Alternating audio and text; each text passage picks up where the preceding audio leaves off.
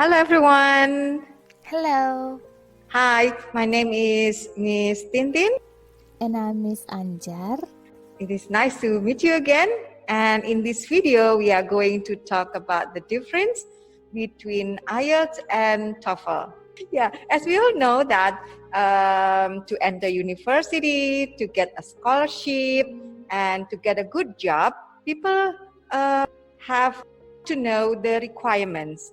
One of them is English skill, right? So a good university, a good company require a good English skills. They require a good score as well. Yeah, so that's why to know what is IELTS, what is TOEFL. So in this video, we are going to talk about the difference between both of tests. Both are English proficiency tests, Miss Tien. What are the differences? We'll talk about that in this video. Alright, so the first question is about TOEFL. Alright, Miss Tien, what is TOEFL, Miss Tien? Okay, TOEFL stands for Test of English as a Foreign Language. It is one of the most English tests that everyone knows very well. And at that time, first TOEFL is used for people who are going to continue their study in US and in Canada. And it began more globalized. In TOEFL test, you will be tested for listening, structure, and reading. Alright, but I've heard the term ITP, TOEFL IBT. What are the differences? ITP stands for Institutional Testing Program. You will be tested for listening, structure, and also reading. And for IBT stands for Internet-Based Test. So you will be tested for skills, reading, writing, listening, and speaking. Oh wow, speaking. It will be more complete. Those are the difference between IBT and ITP. Now, what about the scores, Miss Tien? Is it different between ITP and IBT? Yeah, okay, there is a difference between scoring in ITP and IBT. ITP, the score will be 310 until 677. And then for IBT, the score will be 0 until 120. What is the good score for TOEFL test ITP? For ITP, the good score, you mean the highest? Yeah, like the requirement. The requirement, it depends on the institution, but the highest score for ITP is 677.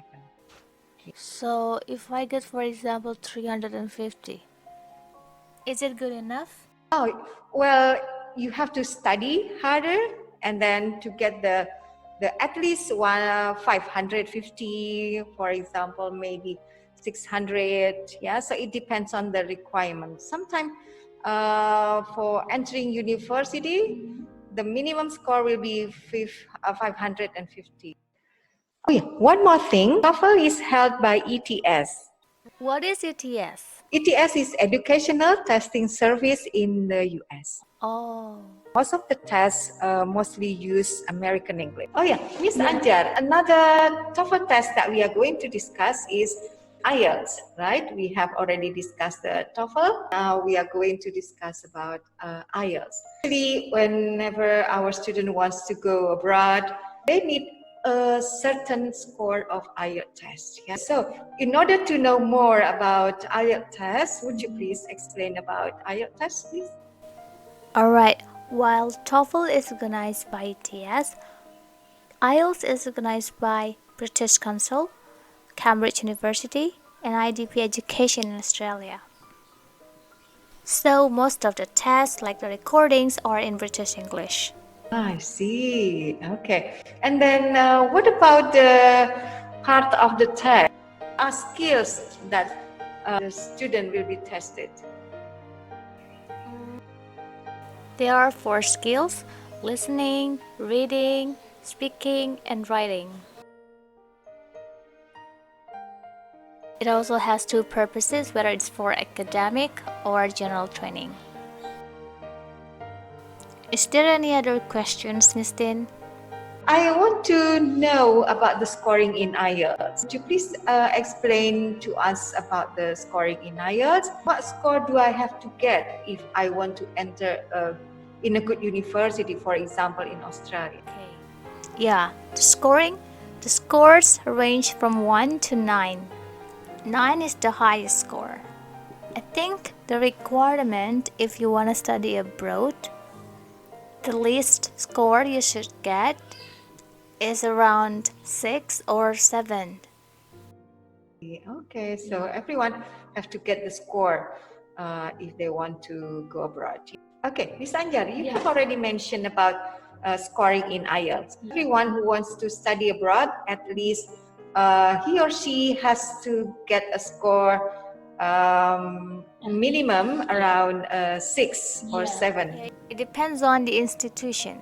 Right. Okay. And then if someone has a score of 5, 6, 7, 8, or 9, so what does that mean?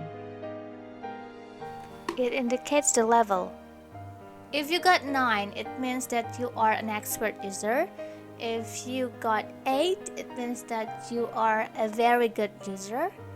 7, it means that you are a good user. 6 means that you are a competent user. And 5, a modest user. Now I'm confused. Should I take IELTS or TOEFL? Okay, Miss Anjar, first you have to understand the detail of the requirement, and then after that you have to know what institutional and then what country you are going to go to. For example, you are going to apply in Australia or maybe in United Kingdom, yeah? Most of them require an IELTS. But if you want to apply in US, so it is better for you to prepare TOEFL. What if I want to apply for a job in Indonesia? Which one should I take? Okay, so if you want to apply for a job but in Indonesia, so it is better for you to prepare yourself for TOEFL ITP. As I mentioned at the beginning, so ITP require around 500, yeah, and then you will be tested for listening, yeah, structure, and also the reading. Yeah, that is 3 parts of the test of TOEFL ITP. What if I want to apply for a job overseas? Is it better for me to take TOEFL or IELTS? Okay, so it depends on the location of the office. Most of the company in US, they prefer TOEFL, but if the companies are in Europe or in Australia, they require IELTS. You have to understand the requirement first, and then after that, you will know what to do, whether you are going to take a TOEFL test or IELTS test. Alright, Miss Tien, now we've come to an end. Do you have anything to add before we end this video? We hope that our video will be useful for you. And the point is, every university, every companies, and then scholarship, they require a standard. So that is why it is hoped that after listening to this video, you already know about the test, IELTS and TOEFL, and you have already known the score. And then it is time for you right now to prepare yourself in order to meet the requirement. Happy studying, everyone? Yeah, prepare yourself. That's all from us. Bye-bye. Have a nice day. Stay healthy, everyone. Bye. Have a good day.